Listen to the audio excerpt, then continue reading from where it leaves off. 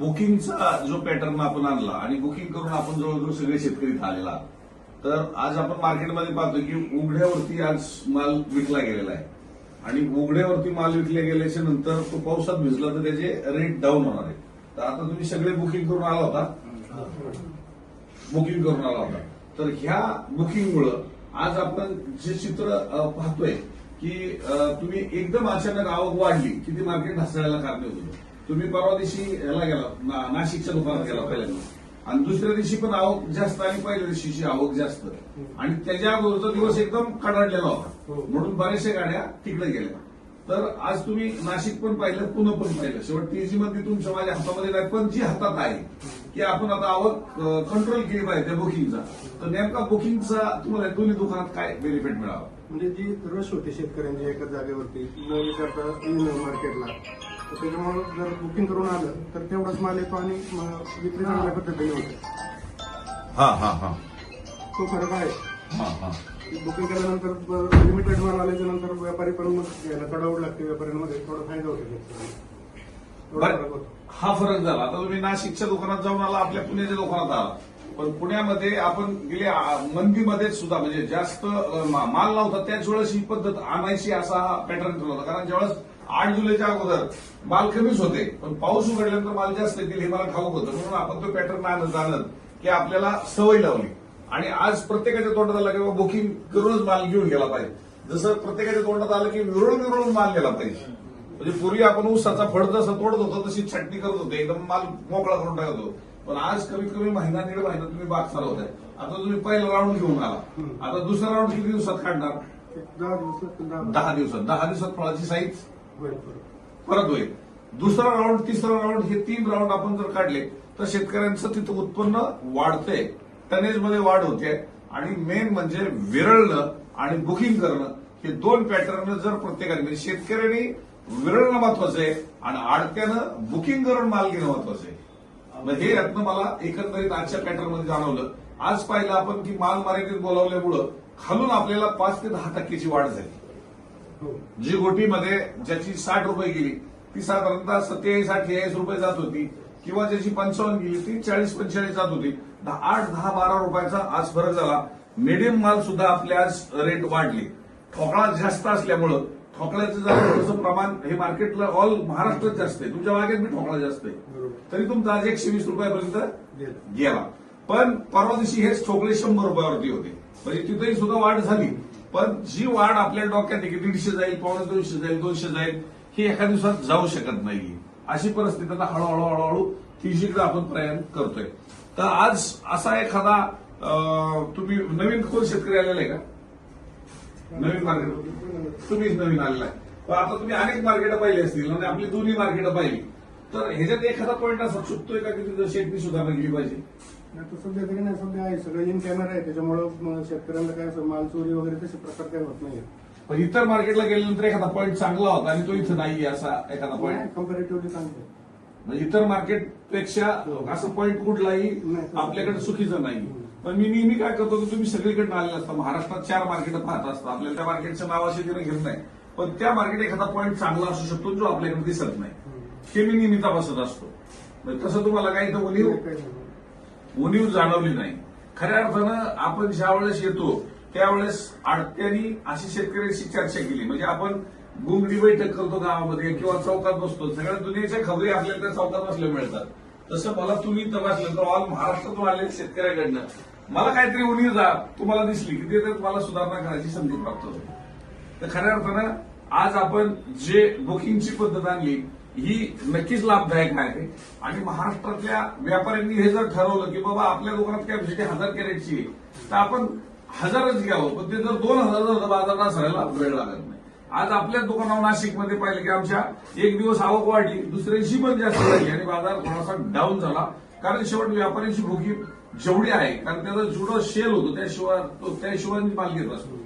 तर हे असं झालं नाही पाहिजे. या लेवलवर आपण नक्कीच काम करतोय आणि एखादा मी तर नेहमी सांगतो की आमची हवा करू नका, आमचा पॉईंट काढा, आमचा चुकीचा पॉईंट काढा की जेणेकरून मला मार्केट सुधारणा येतील. आता तुम्हाला मी कॅबिन मध्ये घेतलं आणि तुमच्याबद्दल माझ्याबद्दल तुम्ही चांगलं बोलला.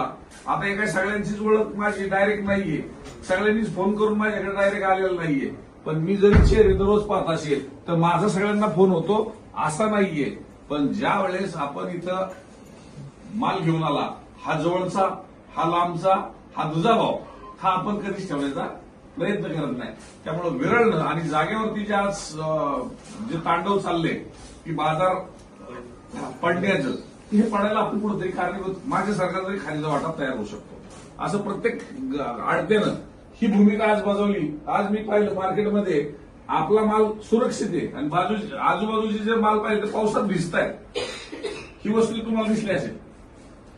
आणि ज्या वेळेस पावसात माल भिजतो त्या शेतकऱ्याला काय माहिती की माझा माल उघड्यावर जाणार आहे का माझा माल सुरक्षित जागेत जाणार आहे, ते पाहणं गरजेचं आहे. त्यामुळे आपल्याला बुकिंग हा पार्ट खूप महत्वाचा आहे असं मला तरी वाटते. पण तुमच्या नजरेत जर तुम्हाला असं वाटत असेल नाही नाही शेतनी काहीतरी फोन करायचा उद्योग केलाय आणि हे आपल्याला अजून त्रासदायक होते, असं काय वाटतं का तुम्हाला? नाही, असं काही वाटत नाही. बुकिंग मर्यादा राहते ना, पण मर्यादित राहते. मालाची जी आवक शेतकऱ्यांची घेत आहे त्याच्यामध्ये माल तो सुरक्षित राहतोय, शेडमध्ये राहतोय, त्याचं शायनिंग एजेस राहून त्याला विक्री चांगली होती. तुम्ही जी म्हणजे मी तुमचं तोंडावर कौतुक करतो असं नाही, पण तुम्ही शेतकऱ्यांचे फीडबॅक घेऊन शेतकऱ्यांना कशा सुखसुविधा देता येते, ते सुटसुटीत कसं होईल आणि अत्याधुनिक तंत्रज्ञानाचा वापर करून महाराष्ट्रातल्या सगळ्या शेतकऱ्यांचा कौल घेऊन आडत्यांचा सगळ्या मार्केटचा कौल घेऊन सगळ्या सुविधा कशा देता येतील, ही अतिशय मला तुमची पोस्ट आवडली.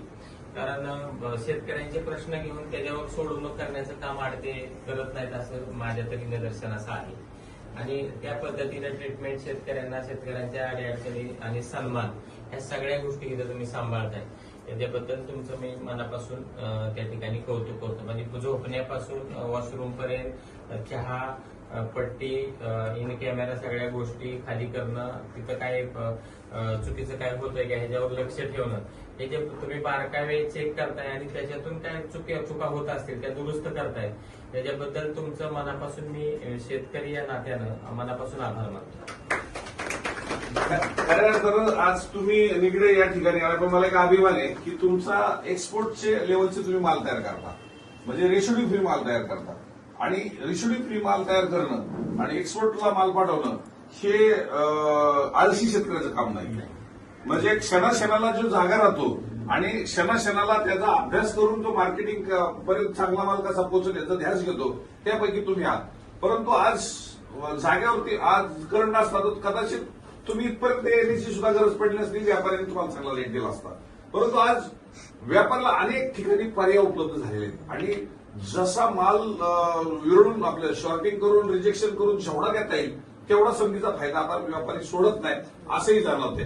तर आज तुम्ही ज्यावेळेस एक्सपोर्ट क्वालिटीचे माल तयार करताय आणि आज व्यापारी तुम्हाला ज्या द्विधामनस्थितीत टाकतोय, तर त्या द्विधामनस्थितीत टाकल्याच्या नंतर आपण त्याच्या भरोश्यावर राहणं योग्य की मार्केटिंगचा अभ्यास पण करणं योग्य? नाही, माझं असं मत आहे की माझा साधारण आज माल मी पहिल्यांदा आलो आणि मला तुम्हाला सांगायला आनंद वाटेल शेतकरी म्हणून की मी पहिल्यांदा त्या टेम्पोत म्हणजे माझं साधारण 5 ते 6 हजार झाडं होती 19 साली. आता मी परत लागवड वाढवत चाललोय. आता माझी चांगली डाळिंबाची शेती आहे. मी स्वतः मार्केटला त्या टेम्पोत बसून आलो. मी डाळिंब उत्पादक संघावर राज्याच्या संचालक आहे, रेसिड्यू फार्मर आहे, आमचा मोठा ग्रुप आहे. मला वेगळं पण निश्चित जाणवलं की ज्यावेळेस मी इथं आलो त्यावेळेस टोकन दिलं गेलं. टोकन दिल्यानंतर गाडी खाली केली. मी रात्री 11 वाजता घरी गेलो म्हणजे माझ्या फ्लॅटवर भारतीय विद्यापीठला, आणि मी ते सगळी सिस्टीम पाहिली की बाबा टोकन दिल्यानंतर गाडी खाली होते, ते हमाल ते बाकीची लोक शॉर्टिंग करतायत, अतिशय सुरक्षित व्यवस्थित. मला तिथं काही चुकीचं काही वाटलं नाही. त्याच्यानंतर मी तिथं 6:30 वाजता आलो तर निलाव झालेला होता. तर ह्या सगळ्या गोष्टी अतिशय पारदर्शक आणि व्यवस्थित वाटल्या. दुसरी गोष्ट अशी की मी अक्षरशः सगळा मला मी व्यापाऱ्यांनाच देतो. म्हणजे माझ्याचे बाकीचे सगळे मोठे शेतकरी, रेसिड्यू फ्री फार्मर, कंपन्या असतील, व्यापारी असतील, डोमेस्टिक आणि इंटरनॅशनल मार्केट. परंतु माझं असं मत आहे की शेतकऱ्यासाठी खरं काम तुम्ही करताय. त्याचं कारण असं की ज्या वेळेस मार्केट रिव्हर्स येतं, आता ह्या 8 दिवसातला माझा व्यक्तिगत अनुभव मी सांगतो की 8-10 व्यापारी कंपन्या